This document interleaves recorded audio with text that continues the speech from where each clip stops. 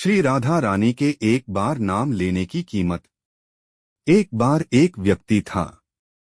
वह एक संत जी के पास गया और कहता है कि संत जी, मेरा एक बेटा है, वो न तो पूजा पाठ करता है और न ही भगवान का नाम लेता है। आप कुछ ऐसा कीजिए कि उसका मन भगवान में लग जाए। संत जी कहते हैं, ठीक है बेटा, एक दिन तू उसे मेरे पास लेकर आ जा। अगले दिन वो व्यक्ति अपने बेटे को लेकर संत जी के पास गया। अब संत जी उसके बेटे से कहते हैं, बेटा बोल राधे राधे। बेटा कहता है, मैं क्यों कहूँ। संत जी कहते हैं, बेटा बोल राधे राधे। वो इसी तरह से मना करता रहा और अंत तक उसने यही कहा कि मैं क्यों कहूँ राधे राधे। संत जी ने कहा, जब तुम मर जाओगे और यमराज के पास जाओगे तब यमराज तुमसे पूछगे कि कभी भगवान का नाम लिया, कोई अच्छा काम किया, तब तुम कह देना कि मैंने जीवन में एक बार श्री राधा रानी के नाम को बोला है, बस एक बार। इतना बताकर वह चले गए। समय व्यतीत हुआ और एक दिन वो मर गया। यमराज के पास पहुंचा। यमराज ने पूछा, कभी कोई अच्छा काम किया है। उसने कहा, हाँ महाराज, मैंने जीवन में एक बार श्री राधा रानी के नाम को बोला है।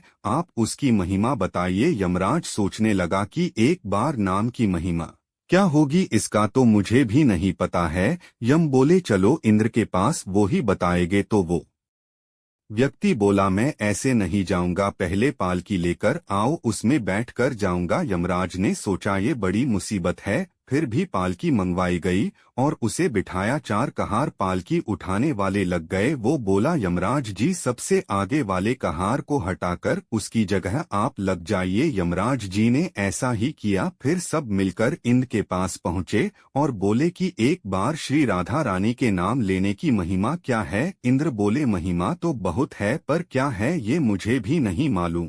बोले कि चलो ब्रह्मा जी को पता होगा, वो ही बताएंगे। वो व्यक्ति बोला, इंद्र जी ऐसा है, दूसरे कहार को हटाकर आप यमराज जी के साथ मेरी पालकी उठाइए। अब एक और यमराज पालकी उठा रहे हैं और दूसरी तरफ इंद्र लगे हुए हैं। पहुंचे ब्रह्मा जी के पास। ब्रह्मा ने सोचा कि ऐसा कौन सा प्राणी ब्रह्मलोक में आ रहा है जो स्वयं इंद्र और यमराज पालकी उठा कर ला रहे हैं। ब्रह्मा के पास पहुंचे। सभी ने पूछा कि एक बार श्री राधा रानी के नाम लेने की महिमा क्या है। ब्रह्मा जी बोले, महिमा तो बहुत है, पर वास्तविकता क्या है कि ये मुझे भी नहीं पता, लेकिन हाँ, भगवान शिव जी को जरूर पता होगा। वो व्यक्ति बोला कि तीसरे कहार को हटाइए और उसकी जगह ब्रह्मा जी आप लग जाइए। अब क्या करते, महिमा तो जाननी थी। अब पालकी के एक और यमराज है, दूसरी तरफ इंद्र और पीछे ब्रह्मा जी है। सब मिलकर भगवान शिव जी के पास गए और भगवान शिव से पूछा कि प्रभु, श्री राधा रानी के नाम की महिमा क्या है। केवल एक बार नाम लेने की महिमा आप कृपा करके बताइए। भगवान शिव बोले कि मुझे भी नहीं पता, लेकिन भगवान विष्णु जी को जरूर पता होगी। वो व्यक्ति शिव जी से बोला कि अब आप भी पालकी उठाने में लग जाइए। इस प्रकार ब्रह्मा, शिव, यमराज और इंद्र चारों उस व्यक्ति की पालकी उठाने में लग गए और विष्णु जी के लोग पहुंचे। विष्णु से जी पूछा कि एक बार श्री राधा रानी के नाम लेने की महिमा क्या है।